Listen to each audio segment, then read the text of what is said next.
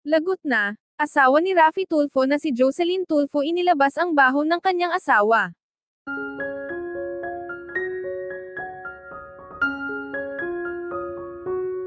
Tila mainit na pinag-uusapan sa mundo ng showbiz ang broadcast journalist at senator na si Raffy Tulfo matapos mag-awit sa isang blind item ng Viva Max artist na si Chelsea Ilor.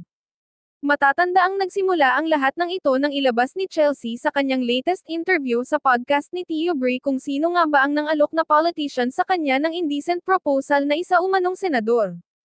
Sa pagkakataon na ito ay may naging initial blind item naman na inilabas ang Viva Max artist na ito at ito nga daw ay may letter R at T sa naturang pangalan nito. Kaya wala nang ang paligoy-ligoy pa na i-mention ng ilang netizens na baka nga daw na si Senator Raffy Tulfo ang tinutukoy nito dahil pagbabahagi pa ni Chelsea na halagang 250k to 300k nga daw ang siyang iniaalok nito sa Viva Max artist na ito upang mapapayag sa kagustuhan nito. Samantala tila pinagtawanan at pinagmamention nila si Raffy Tulfo upang hikayatin nitong magsalita sa publiko at alamin ang magiging official statement nito mula sa pagitan nila ni Chelsea. Ayon pa sa naging kumanto ng mga netizens, iba pala talaga si Raffy Tulfo in action. Lodi talaga kita. Nakakaloka if totoong siya nga. Awit na lang talaga sa Senado. Pwede rin namang si Erwin Tulfo. Di ba senador rin yun ngayon?